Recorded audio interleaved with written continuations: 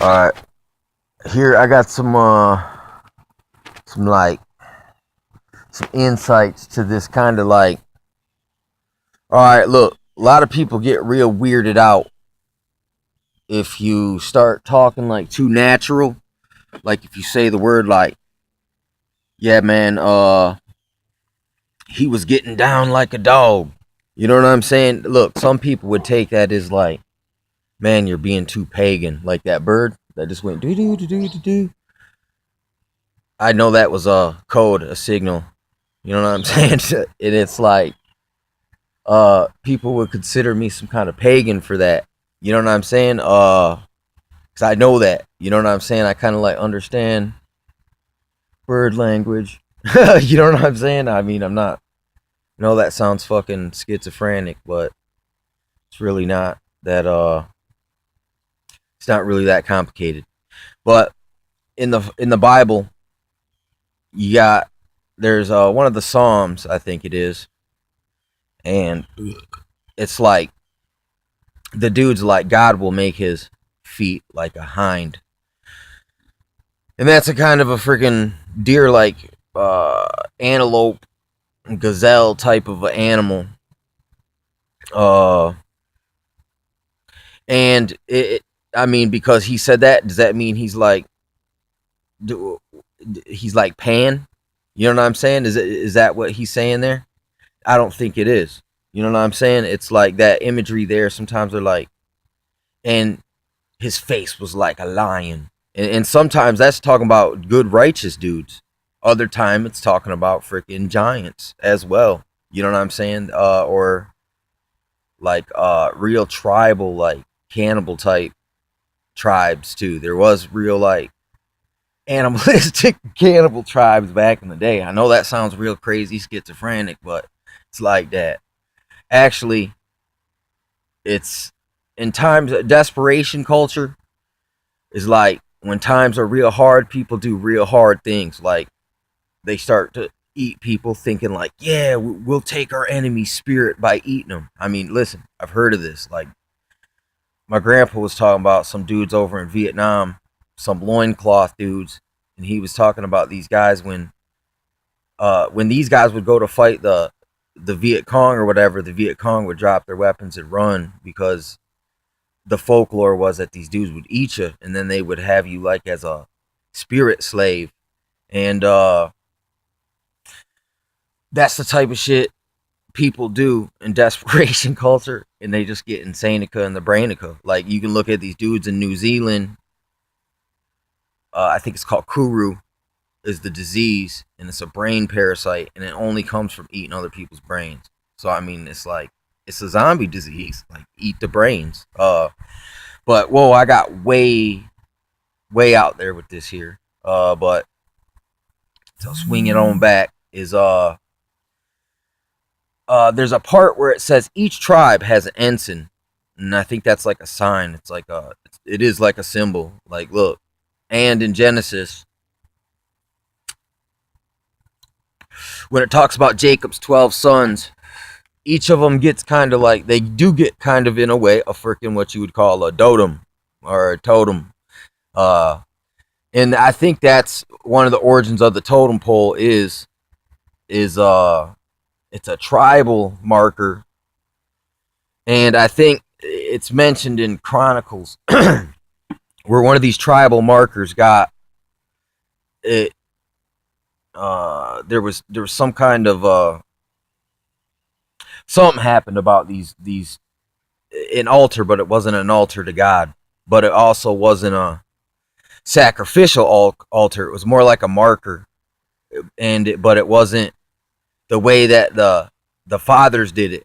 You know what I'm saying? So there was some kind of discrepancy about it, and they were basically like, look, if we're doing this against God, let him strike us dead, basically. And nothing happened, and everyone departed in peace, but there was a beef about it for some reason. You know what I'm saying?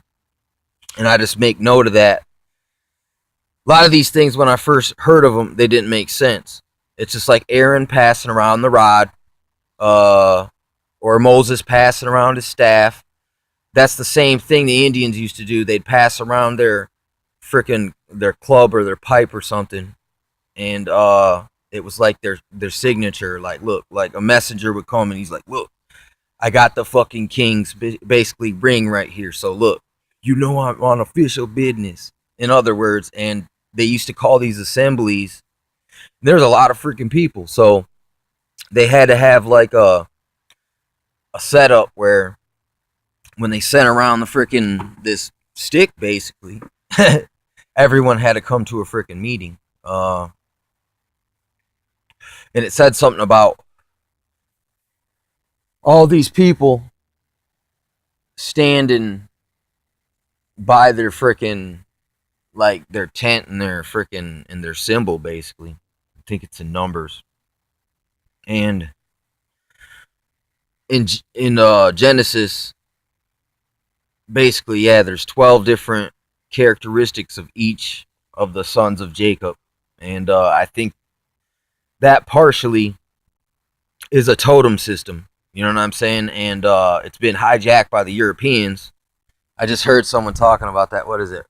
British Judaism or something, where British Israel British Israel theory.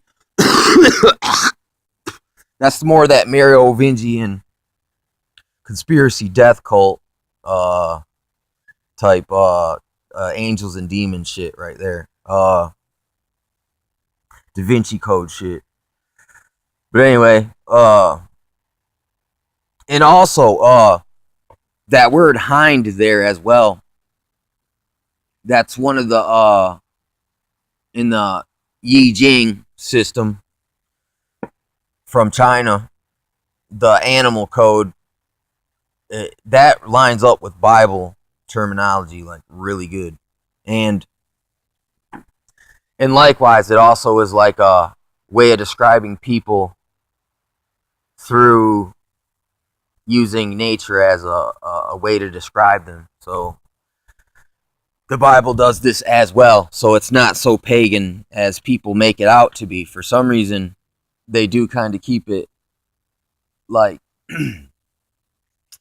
I mean, it's not, I mean, understanding all this nature and stuff it's not necessarily a salvation issue, but it could be. You know what I'm saying? It's like, it's more like a, man, how much have you learned? How much can you pull out of this? You know what I'm saying? This, what's presented to you here, this environment. You know what I'm saying? And if you can't understand, like, when if you can't just look, if you can't see the difference between a lion and a leopard, you know what I'm saying? It's like, that's a level of understanding that you don't have yet. You know what I'm saying? And the Bible talks in that way a lot, where it's like, when it says leopard, it's almost as if you should know what a leopard is. Like, a leopard can't change his spots. You know what I'm saying? Or an Ethiopian can't change his color of his skin. Same thing with all that. But yeah,